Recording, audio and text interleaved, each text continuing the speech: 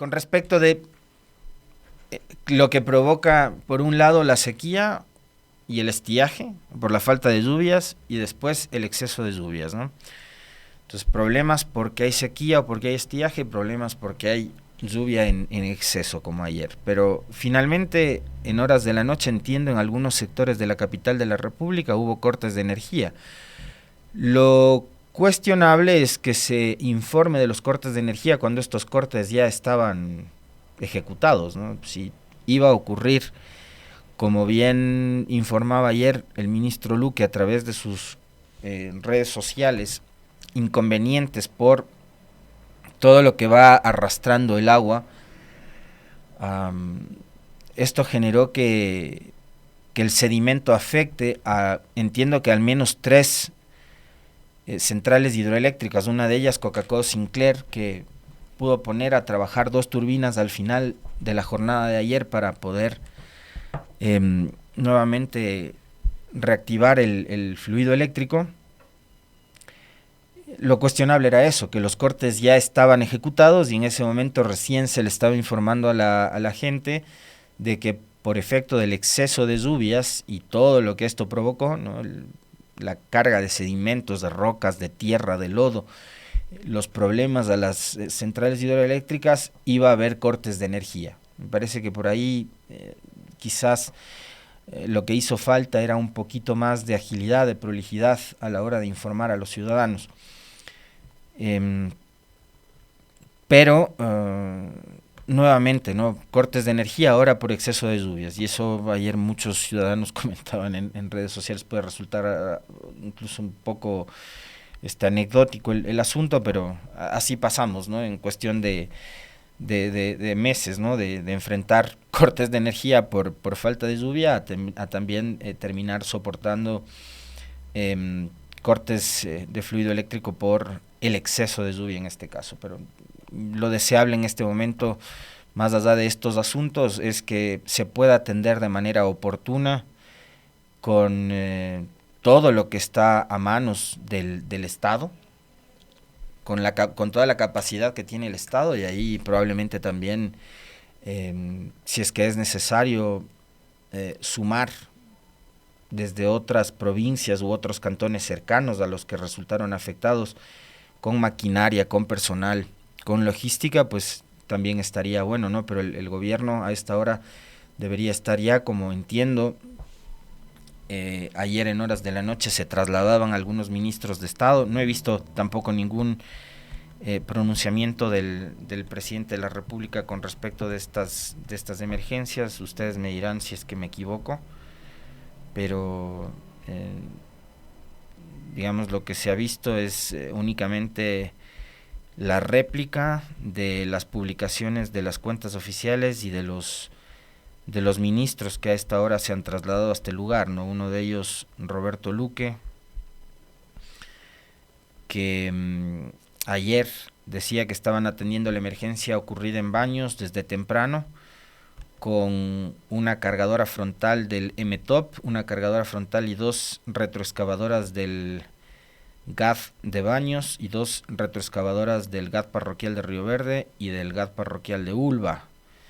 Están coordinando y desplazando más maquinaria, también haciendo monitoreo desde riesgos, era lo que decía ayer el ministro. Después, en horas de la noche, se informaba que el gobierno, a través del secretario de la administración, Arturo Félix Wong, junto a Roberto Luque y el secretario de riesgos, Jorge Carrillo, se movilizaban a Baños para brindar todo el apoyo necesario y solventar la emergencia que vive el país. Este tuit es de las 21 horas, cuando el Cantón Baños pasó en emergencia durante todo el día. A las 21 horas estaban informando de que los ministros estaban trasladándose a Baños, y después, cuando creo que ya llegaron a Baños, publicaban información de que el gobierno establece su puesto de mando unificado encabezado por el secretario Arturo Félix, el ministro Roberto Luque y el secretario de riesgos Jorge Carrillo desde Baños, para continuar la respuesta ante la emergencia y desplegar equipos que brinden soporte a los ciudadanos del cantón. Y ese me parece que es el último tuit que reposteó o retuiteó Daniel Noboa, pero palabras del presidente ni una sola con respecto de la emergencia que está enfrentando en este momento el Cantón Baños y otros cantones y provincias del país que ahora mismo están en emergencia. Ni una palabra. Ya no importa que no hable. Ok, él dice que es hombre de pocas palabras. Que no hable, pero que sí, digamos, sus ministros y los diferentes funcionarios y secretarías de Estado que tienen que estar en estos casos, no solo riesgos, no solo obras públicas, sino también Ministerio de Inclusión Económica y Social, Ministerio de Salud. Quisiéramos ver también qué es lo que están haciendo para atender a los ciudadanos que han sido afectados a esta hora en estos cantones. Como les decíamos también, suspendidas las clases en varios cantones de al menos 5 provincias del país. Y ahora vamos a hacer un recuento de este fin de semana que no ha sido precisamente el mejor para el presidente Noboa, ¿no? Porque yo no sé, no me acuerdo bien, voy a apelar a la memoria de la Meli y del Esteban, yo no me acuerdo bien con qué es que empezó este fin de semana, si con la renuncia del ministro de Salud o con las declaraciones de la presidenta de México con respecto de la situación entre México y Ecuador. A esta hora no recuerdo bien, pero por un lado se conocía de la renuncia de uno de los ministros que ha pasado por este gobierno durante casi 7 meses sin pena ni gloria, ¿no? Estamos a 6 días de que el señor Noboa cumpla 7 meses en el poder y, como les decía, el ministro de Salud, que además creo que de las pocas cosas que hizo fue convertirse en relacionista público de la señora Lavinia Balbonesi. Me parece que por ahí le vamos a identificar al ministro Franklin Encalada como relacionista público de Lavinia Balbonesi. En todos los eventos que tenía el Ministerio de Salud, sea de lo que sea, aparecía más la esposa del presidente que lo que se conocía o se informaba con respecto de lo que hace el Ministerio de Salud. En los últimos días brindó una serie de entrevistas en donde dio declaraciones con muchos datos que no correspondían a la realidad. Poco y nada se conoce con respecto de la dotación de medicinas que debería haber en los hospitales públicos, de la inversión que se debía haber hecho en salud en el país en los últimos 7 meses o en lo que va de este 2024. Poco y nada se conoce sobre aquello, pero bueno. Estamos ahora mismo sin ministro titular todavía, no he visto yo que haya encargado absolutamente a nadie de forma ya definitiva este ministerio, el presidente Noboa. Renuncia del ministro de Salud. Y después, la presidenta de México, Claudia Sheinbaum, quien ganó las elecciones hace pocos días atrás en este hermano país, dijo que rechaza diálogo con el gobierno de Ecuador. Bueno, algunos de acá estaban esperanzados de que con nuevo gobierno quizás la cosa pueda cambiar, olvidándose que Claudia Sheinbaum forma parte y es parte de el proceso político y todo lo que representa la ideología y la filosofía de Morena, liderada por Andrés Manuel López Obrador. Claudia Sheinbaum se debe a esta organización política, a este proceso político que llegó a romper el bipartidismo que hubo en los últimos años en México y sobre todo también la hegemonía de la dictadura perfecta implementada por el PRI en México. Y estaban esperanzados en que haya un quiebre, en que Claudia Sheinbaum haga lo que acá les encantó que haga Moreno, que es traicionar un proyecto político, alinearse con otras fuerzas y empezar a dar señales de aquello. Hay nada que ver, ¿no? La señora Sheinbaum ha dicho que no, hay posibilidades y que rechaza cualquier tipo de diálogo con Ecuador. Y así lo recogen los medios internacionales, por cierto, ¿no? La ganadora de los comicios presidenciales de México insistió en que el conflicto con Ecuador debe resolverse en el máximo tribunal de la Organización de Naciones Unidas. La presidenta electa de México, Claudia Sheinbaum, rechazó este jueves dialogar con el gobierno de Daniel Noboa tras la invasión de su embajada en Quito e insistió en que el conflicto debe resolverse mediante una demanda presentada ante la Corte Internacional de Justicia. No es menor lo que hizo Ecuador con México, entonces no es un asunto de sentarse a platicar, afirmó Sheinbaum en una rueda de prensa en la que reiteró las exigencias incluidas en el alegato mexicano presentado a fines de abril ante el máximo tribunal de la Organización de las Naciones Unidas. Tienen ellos que dar paso a la disculpa pública, lo que está pidiendo la demanda y también el reconocimiento del derecho de asilo, agregó la científica de 61 años, ganadora de los comicios presidenciales. El pleito entre ambas naciones estalló, ustedes recordarán, el pasado 5 de abril, cuando fuerzas ecuatorianas irrumpieron de forma violenta en la representación diplomática de México y detuvieron al expresidente de Ecuador, Jorge Glass, quien estaba asilado en esta embajada. Al día siguiente, México anunció la ruptura de sus relaciones con Ecuador y la retirada de todo su personal diplomático de ese país. Posteriormente, los dos países presentaron alegatos orales ante la Corte Internacional de Justicia. México pide declarar que Ecuador violó sus obligaciones internacionales, así como suspender su membresía a la ONU hasta que sus autoridades se disculpen públicamente. Ecuador, por su parte, demanda a México por un supuesto abuso en las prerrogativas diplomáticas para proteger a Jorge Glass. Y aquí hay un tema fundamental, ¿no? No es menor lo que hizo Ecuador, dice Sheinbaum. Entonces no es un asunto de sentarse a platicar. Y esto no es tan sencillo como lo pretendió reducir el presidente Noboa cuando dijo que era cuestión de sentarse, comer un ceviche o unos tacos y resolver el problema. No es tan sencillo como eso. Este es un conflicto diplomático muy grave por todas las violaciones a los tratados internacionales, al derecho internacional que incumplió Ecuador, y no va a ser tan fácil como eso, ¿no? Como sentarse, tomar un café y resolver lo que parecería que el gobierno de Ecuador entiende como un pleito.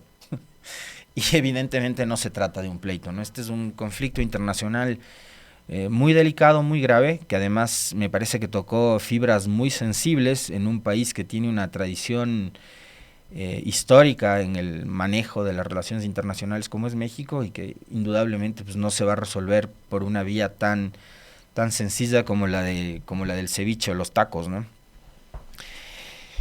Después tenemos lo que sucedió el viernes pasado el mediodía en la Asamblea Nacional.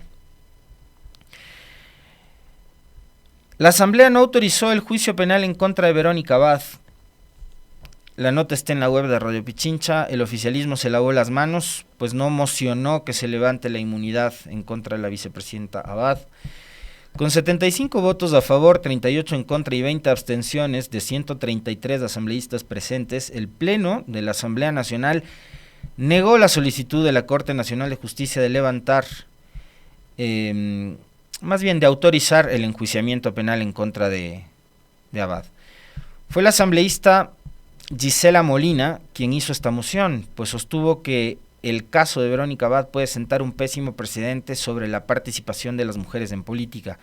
El nivel de violencia ahora es contra Verónica Abad y mañana puede ser en contra de cualquiera de nosotras, dijo Molina. El asambleísta Leonardo Berresueta de la Revolución Ciudadana se congratuló por el pronunciamiento de la Asamblea Nacional y pidió la reconsideración de la votación para que quede firme y no exista una posibilidad de interpretación que busque el levantamiento de inmunidad de Verónica Abad. Con 93 votos, los asambleístas negaron la posibilidad de reconsiderar la votación, mientras 37 se mostraron a favor y 3 se abstuvieron.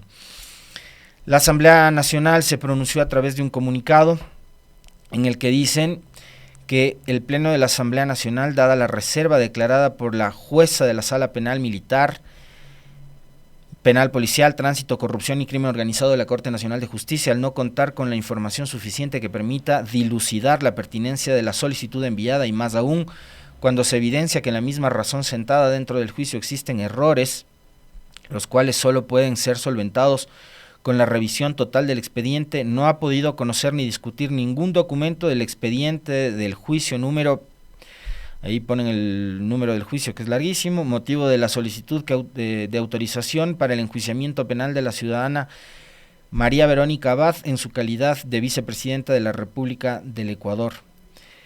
En tal sentido, la solicitud de enjuiciamiento penal a la ciudadana María Verónica Abad Rojas, vicepresidenta de la República, fue negada por el Pleno de la Asamblea Nacional con 75 votos. Según el artículo 233 de la Constitución de la República del Ecuador, la concusión es un tipo penal que no prescribe, por tanto, la autoridad competente podrá continuar sus acciones legales correspondientes una vez que concluya el periodo de la vicepresidenta de la República, y en efecto, ese fue el pronunciamiento por parte de la Fiscalía General del Estado en un comunicado que fue publicado minutos después de que ocurriera lo acontecido en la Asamblea. La Fiscalía decía que una vez conocida la decisión de la Asamblea Nacional de no levantar la inmunidad a la señora Verónica Abad como vicepresidenta de la República, conforme lo señala el artículo 120, numeral 10 de la Constitución, la Fiscalía General del Estado, respetuosa de la Carta Magna y de la ley, informa a la ciudadanía que, la Fiscalía continuará con el procesamiento del denominado caso Nene de acuerdo con los recaudos procesales con el fin de aclarar los hechos y determinar responsabilidades de las personas investigadas, siempre sobre la base de la ley y la verdad procesal.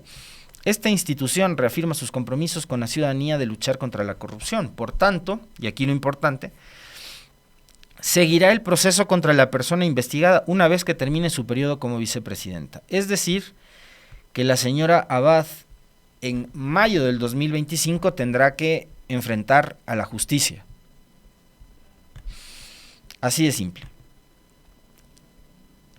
La respuesta y la reacción del gobierno nacional, bastante subida de tono, a ratos algo imprecisa y cargada de adjetivos.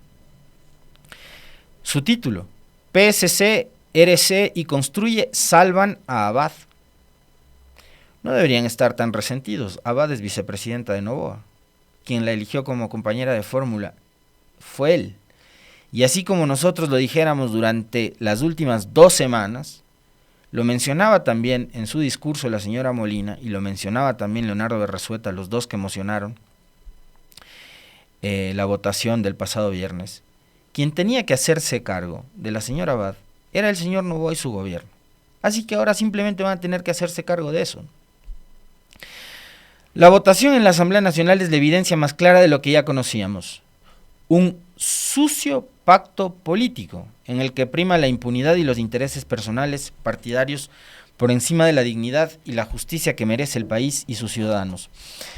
Cuando para aprobar las leyes urgentes, el gobierno de Noboa y la bancada de ADN pactó o acordó, o pónganle ustedes el adjetivo que quieran, con el Partido Social Cristiano y con el correísmo, ahí no era un pacto sucio.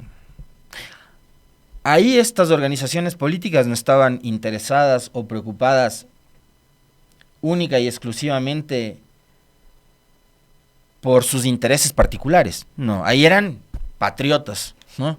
Pero fíjense ustedes cómo cambia la narrativa, y más que la narrativa únicamente, cómo cambian los comportamientos y cómo nuestra clase política da muestras de la incoherencia con la que suelen operar, ¿no?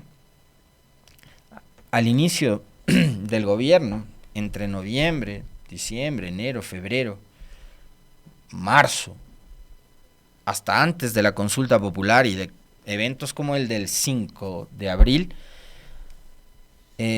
pactar con el correísmo, pactar con el Partido Social Cristiano y pactar incluso con Construye no era tan malo para ADN y el gobierno. Resulta que ahora estas organizaciones políticas hacen lo que manda la ley y la Constitución, y lo que han hecho es un pacto sucio, según el gobierno nacional. Antes esos pactos no eran sucios, ¿no? O pactar con ellos no estaba tan mal. La troncha política. Antes tampoco había troncha. La troncha política queda en evidencia. ¿A qué se refiere? ¿Qué tipo de troncha será además? No sé, se están repartiendo cosas, qué sé yo. Eso debería explicarlo el presidente Noboa, y debería explicarlo su secretaria de Comunicación, y debería explicarlo su ministro de Gobierno o sus voceros. ¿Qué tipo de troncha es de la que habla el gobierno? La solicitud de la justicia de levantar la inmunidad a Verónica Abad era clara y motivada. Solo era cuestión de dejar que, como en cualquier democracia medianamente estable, los órganos de la función judicial hagan su trabajo. Dice que la solicitud de levantar la inmunidad era clara y motivada, pero hace segundos nada más leíamos junto a ustedes el comunicado de la Asamblea, en donde dicen que como el caso es reservado, los asambleístas no podían conocer absolutamente nada sobre el caso que investiga la justicia en torno a la supuesta participación de la señora Abad en un supuesto caso de corrupción. Entonces no era claro, pues. No está del todo claro. Ni para los asambleístas ni para el resto del país está claro. ¿Cuál es el nivel de participación de la señora Abad, más allá de tener en este momento un par de testimonios? Si el caso declaran reservado y si la Asamblea no puede revisar el expediente, ¿cuál es la información clara y motivada? Si no han podido ni siquiera revisar el expediente. Pero no lo permitieron. Sus acuerdos bajos y vergonzosos impidieron que el proceso continúe como correspondía. Aquellos que hace poco eran enemigos, ahora resulta que han transado debajo de la mesa. No importaron las denuncias, las acusaciones, las pruebas, los expedientes, en fin. No importó el sentido de justicia, solo importó su pacto. Las jugarretas de la troncha se han evidenciado ya en otras circunstancias. En las últimas semanas, las bancadas del PSC, RC y Construye se han unido para frenar las acciones del gobierno, acciones cuyos beneficiarios son cada uno de los ecuatorianos. Bloquearon proyectos de ley impulsados por la bancada oficialista, tuvieron un pacto para intentar limitar el poder del presidente en su facultad de colegislador con la modificación de un veto parcial. Además, sin ningún motivo, pretenden implantar juicios políticos contra varios integrantes del gabinete del presidente Noboa. Sin embargo, en este gobierno estamos claros, la transparencia es nuestra principal bandera. Ningún funcionario está por encima de la ley y la justicia debe determinar si la vicepresidenta cometió una irregularidad y está relacionada con el caso que se le imputa a su hijo. El caso se le imputa al hijo. ¿Por qué tendría que hacerse responsable Abad? Ellos mismos lo dicen en su comunicado, por un lado. Por otro, ningún funcionario está por encima de la ley y la justicia. Lo dice un gobierno que se pasó por las gacetas el derecho internacional para asaltar una embajada. Pues sí nos estamos dando cuenta de la cantidad de incoherencias que hay entre las cosas que dicen y las cosas que hacen.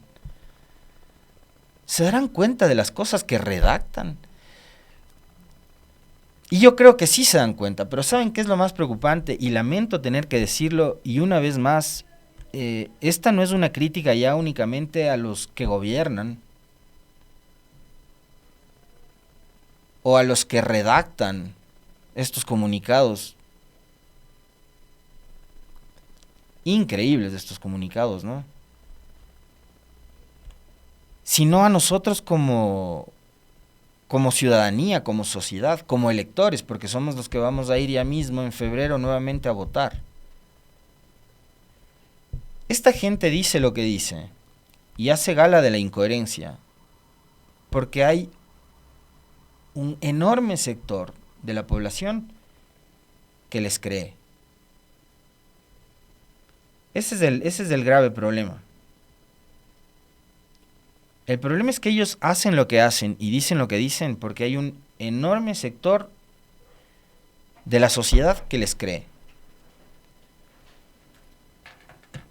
Y creo que sí hay que hacer un ejercicio de autocrítica como sociedad.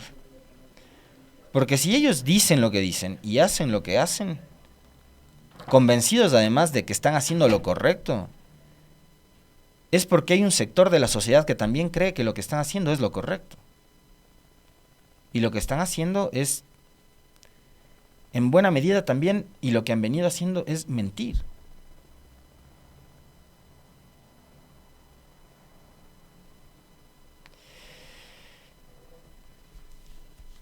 No hay, por un segundo, un ejercicio de autocrítica por parte del gobierno con respecto de este caso. El presidente Noboa y sus voceros han terminado por dinamitar todo tipo de relaciones que podían haber tenido con el PSC, con la RC, con Construye, con cualquier organización política que ahora está en la otra acera, en la de la oposición. el presidente Noboa y su gobierno dinamitó incluso la buena relación que podía haber tenido con el presidente de la Asamblea, quien incluso públicamente decía que era gran amigo del presidente Noboa y de su familia. Ha dinamitado cualquier tipo de relación política con el PSC que podían haber sido sus incluso aliados naturales. Y yo no sé si a ustedes les dejó esa impresión, pero a mí las últimas intervenciones de Nebot, por ejemplo, yo vi un Nebot súper cauto. No estaba con el afán de entrar a confrontar de frente Nebot con Noboa. No le vi así. Dio como unas 3 entrevistas la semana anterior, un tono pausado, muy mesurado. Todo lo contrario de lo que pasó al inicio del gobierno de Lasso, por ejemplo, donde Nebot incluso salió a hablar de la inestabilidad emocional del presidente. Recuerden bien ustedes en esa época. Ahora no, lo he visto a Nebot mucho más cauto, incluso cuidándose mucho de las cosas que dice. Noboa, ¿no? Ahora les ha acusado de ser parte de un pacto sucio, a los que antes, hasta hace poquito nada más, eran sus aliados.